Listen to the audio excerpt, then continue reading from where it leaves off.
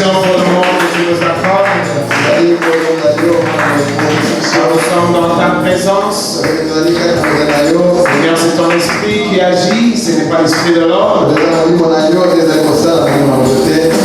C'est une sainte convocation qui est venue de la part du Seigneur afin que l'on se retrouve autour de cette parole bénie pour nos âmes. De confiance au moment et à la fin. Dans le nom de Jésus-Christ. Amen. Applaudissez pour le Seigneur.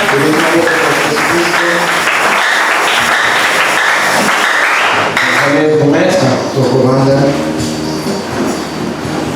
C'est un peu comme j'ai partagé avec le frère Caleb.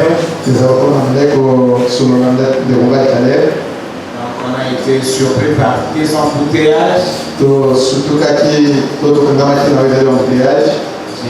J'ai vraiment pas compris.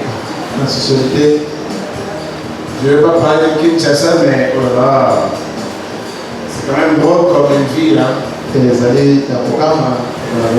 dirait qu'il n'y avait même pas de policiers, mais je ne sais pas pourquoi il n'y a pas de policiers. Et il n'y avait que d'embouteillage et d'embouteillage, et puis bon, vraiment on faisait de son mieux. Alors je ne vais pas vous retenir. Nous allons quand même nous lever et lire juste une portion d'écriture.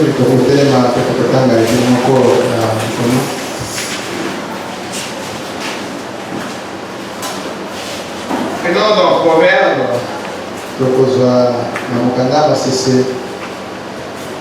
Proverbe 28, 9.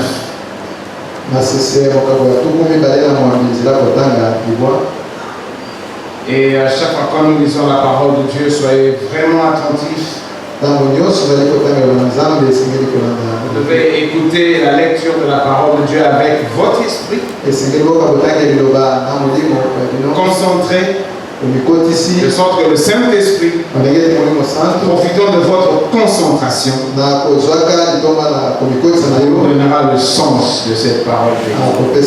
Proverbe 28, 9. La Bible dit, si quelqu'un détourne l'oreille pour ne pas écouter la loi,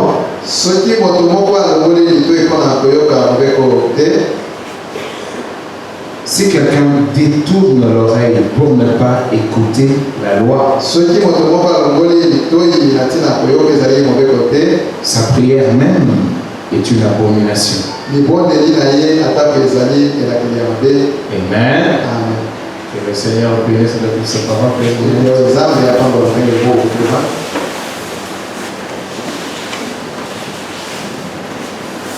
Comme je l'ai dit là, quand nous lisons la parole de Dieu, on doit être concentré. Et comme je vous ai aussi dit autrefois, le culte, ce n'est pas le moment où l'on lit la parole de Dieu, où on apporte la parole par la prédication. Le culte, c'est aussi la manière dont vous préparez la journée, la manière dont vous quittez chez vous et arrivez jusqu'ici. C'est toute cette ambiance-là qui vous garantit d'un culte convenable ou pas. Le culte, c'est quand vous entrez là. Et vous vous mettez là. Et vous méditez. Et comme nous vous disons toujours, que le résultat de l'évangile dans votre vie vient de la manière dont vous l'accueillez en vous. Quand vous entrez, comme le prophète le dit, vous vous concentrez dans la méditation. Le culte, ce n'est pas quand on commence une prédication. Le culte, c'est la prédisposition de votre esprit par rapport à ce qui se passe ici. Maintenant, vous avez tout à gagner en obéissant obéissons à cette procédure-là. Si du moins vous êtes chrétien, parce que vous n'irez pas voir un féticheur, vous n'irez pas chercher un oncle de la famille pour dire un mot de bénédiction, parce que c'est votre contrat avec Christ qui fait de vous un homme conduit par son esprit. Or, quand vous êtes en Christ, vous êtes soumis à des principes. Bon, maintenant c'est vrai que nous avons des situations qui nous embarrassent de foi et que l'on n'arrive pas à considérer ces choses avec tous les soins possibles. On peut être poussé ici comme venant empressé parce qu'on est en retard. Mais ce qui compte, c'est la disposition de votre âme. Et quand une fois vous avez une difficulté pour accéder ici, une situation à la maison, au travail, aux études, mais si vous pensez toujours être prêt à faire ce qui est bien, c'est alors qu'un jour le Seigneur vous surprendra. Parce que lui, il connaît le fond de votre cœur. Il ne regardera pas ce qui se passe autour de vous. Il ne considérera même pas vos faiblesses. Mais il verra la disposition de votre cœur par rapport à toutes ces choses. Vous savez, des fois je réfléchis, je dis oh là là, je pense que nous comprenons de quoi il est question ici. Quand nous présentons la parole de Dieu, de la manière dont Malachie 4 l'a présentée, je me dis sûrement que les enfants de Dieu comprennent. Des fois c'est un peu compliqué, mais parce qu'il y a toujours un conflit qui entre en ligne de compte. Vous aviez une certaine habitude, vous devez arrêter avec ces habitudes, les habitudes par rapport à vous-même, les habitudes par rapport à l'entourage et tout ça. Et vous devez lutter dans vos faiblesses. Vous sentez que vous n'êtes plus libre. Parce que faire le christianisme, c'est un contrat de soumission. Le christianisme est un contrat de soumission. Comme on l'a lu la fois passée, qu'ils ne mangent pas la chair de taureau, ni boivent-ils le sang de taureau, non. Mais il nous appelle plutôt à être sérieux par rapport à votre appel. Et nous insistons toujours que nous sommes le message du temps de la fin. Et notre évangile est différent. Amen. Donc, je voudrais que cela entre effectivement dans chacun de nous.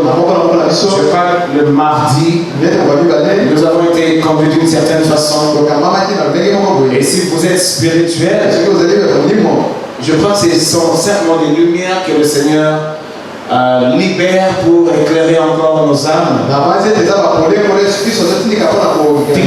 Fixer nos esprits de la manière dont on doit marcher avec lui. Que le sorcier se sépare de sa sorcellerie et qu'il vienne à la lumière de manière directe, sincère et honnête. Il y a des sorciers qui peuvent honnêtement arrêter de venir dans le Seigneur. Même si la plupart, en tout cas, ils sont disqualifiés. Mais quelques-uns peuvent, s'ils veulent, arrêter et puis venir dans le Seigneur. Ou celui qui a été dans une autre vie dans le monde, quand il vient, qu'il considère Christ avec tous les sérieux possibles. Nous sommes une nouvelle créature dans le Seigneur. Cela veut dire que nous sommes différents. Considérez, nous naissons dans une autre vie. Le Seigneur n'attend pas la mort pour nous donner la vie, ou pour nous transformer. Car aux hypocrites. Voilà. Donc le Seigneur vient nous donner la vie pendant que nous sommes dans une autre vie. Nous sommes nés des parents dans le péché. Et nous avons connu que le péché dans cette forme de vie. Mais voici, lui, il vient avec sa parole et il nous donne une autre naissance dans une autre vie. Nous avons en nous la vie charnelle, physique, mais il vient créer un conflit. Il provoque en nous une naissance spirituelle. Et la Bible dit, en naissant en lui, nous devenons une nouvelle créature. Venez un peu avec moi, Jacques. Excusez-moi, je trouve que je ne vais pas vous regarder longtemps. C'est là où je suis arrivé. Je vais voir.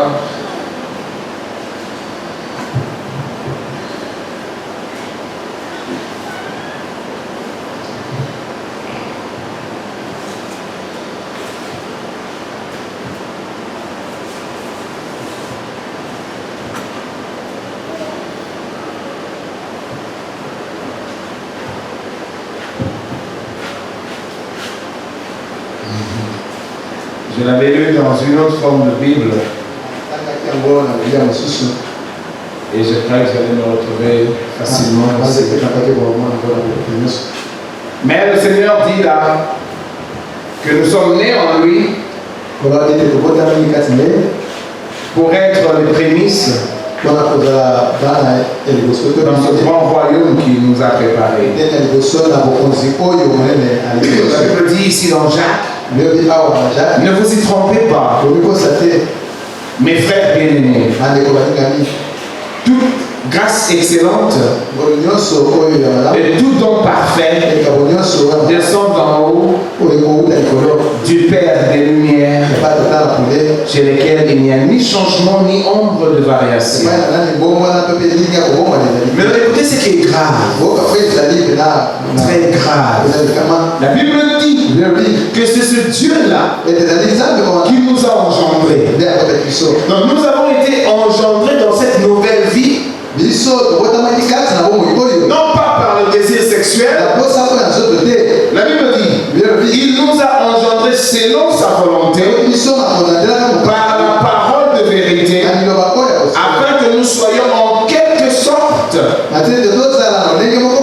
les prémices de ces créatures. Donc dans notre vie, Dieu vient y ajouter une autre vie. La vie que lui vient ajouter sur nous, elle est tout à fait différente, avec sa nature et ses exigences.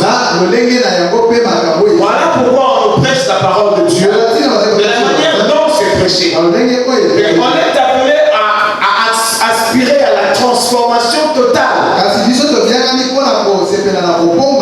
Parce que quand la vie de Dieu vient impacter notre vie, sachez une chose, quand la vie spirituelle arrive, ça n'impacte pas d'abord la chair. Non.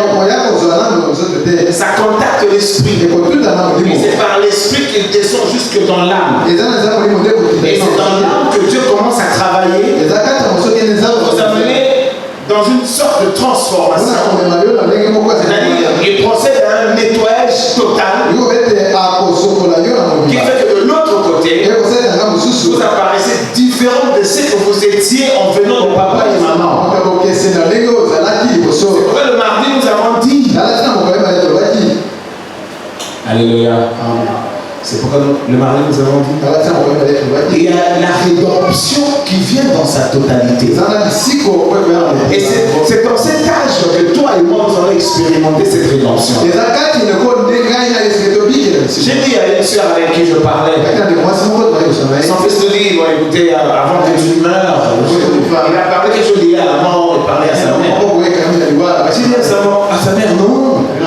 Nous, on n'attend pas la mort. Amen. Oh, vous devez croire. Nous, on n'attend pas la mort. L'évangile qui est venu vers nous parle de l'enlèvement. Pour arriver à être enlevé, nous devons atteindre la plénitude de la divinité. C'est-à-dire la nature de Dieu se manifeste en nous. Mais comment est-ce qu'on arrive à rencontrer la plénitude de cette nature de Dieu? C'est à partir de la nouvelle naissance. Quand nous naissons en Christ, nous sommes des êtres vivants. Mais là, il y a aussi un contrat de sang. Si papa et maman nous produisent par le sang, la parole de Dieu aussi nous produit par le sang. Parce que la parole, c'est le sang. Et c'est le sang divin qui nous engendre spirituellement, étant dans ce corps de chair. Maintenant, la guerre entre le spirituel et le charnel, par votre autorisation, par votre prédestination, soumettra ce corps à la volonté spirituelle, parce qu'il y a un travail. Ne faites pas de la religion. Contactez l'esprit de Dieu et il vous enseigne lui-même. Parce que le Saint-Esprit conduit les enfants. C'est-à-dire qu'il soumettra cette chair. Et en soumettant la chair, Dieu commence à nommer votre esprit. Alors, quand votre esprit monte en puissance, vous allez de gloire en gloire et vous prendre des expériences merveilleuses. Vous connaissez Dieu dans ses profondeurs.